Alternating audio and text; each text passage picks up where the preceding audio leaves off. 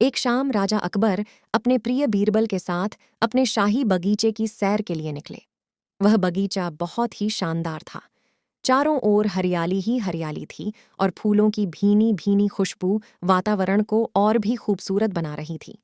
ऐसे में राजा को जाने क्या सूझा कि उन्होंने बीरबल से कहा, बीरबल, हमारा मन है कि इस हरे भरे बगीचे में हम हरे गोड्ढे में बैठकर घूमें। इसलिए मैं तुम्हें आदेश देता हूं कि तुम 7 दिनों के अंदर हमारे लिए एक हरे गोड्ढे का इंतजाम करो। वहीं अगर तुम इस आदेश को पूरा करने में असफल रहते हो तो तुम कभी भी मुझे अपनी शक्ल न दिखाना। इस बात से राजा व बीरबल दोनों वाकिफ थे कि आज तक दुनिया में हरे रंग का घुद्धा नहीं हुआ है।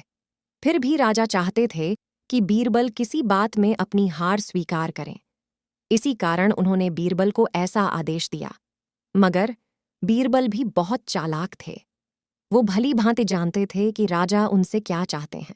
इसलिए वो भी घोड्ढा ढूंढने का बहाना बनाकर 7 दिनों तक इधर उधर घूमते रहे। 8वें दिन बीरबल दरबार में राजा के सामने पहुंचे और बोले, महाराज, आपकी आज्ञा के अनुसार मैंने आपके लिए हरे घोड्ढे का इंतजाम कर लिया है, मगर उसके मालिक की 2 शर्तें हैं। राजा ने उत्सुकता से दोनों शर्तों के बारे में पूछा। तब बीरबल ने जवाब दिया, पहली शर्त यह है कि उस हरे घोड्ढे को लाने के लिए आपको स्वयं जाना होगा। राजा इस शर्त के लिए तैयार हो गए। फिर उन्होंने दूसरी शर्त के बारे में पूछा। तब बीरबल ने कहा, घोड्ढे के मालिक की दूसरी शर्त यह है कि आपको घोड्ढा लेने जाने के लिए सप्ताह के 7 दिन के अलावा कोई और दिन चुनना होगा। यह सुन राजा हैरानी से बीरबल की ओर देखने लगे।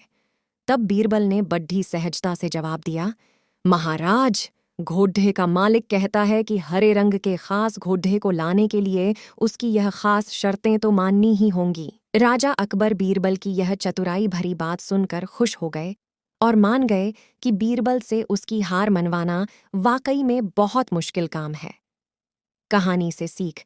यह कहानी हमें यह सिखाती है कि सही सूझबूझ और समझदारी के साथ नामुमकिन लगने वाले काम को भी आसानी से किया जा सकता है।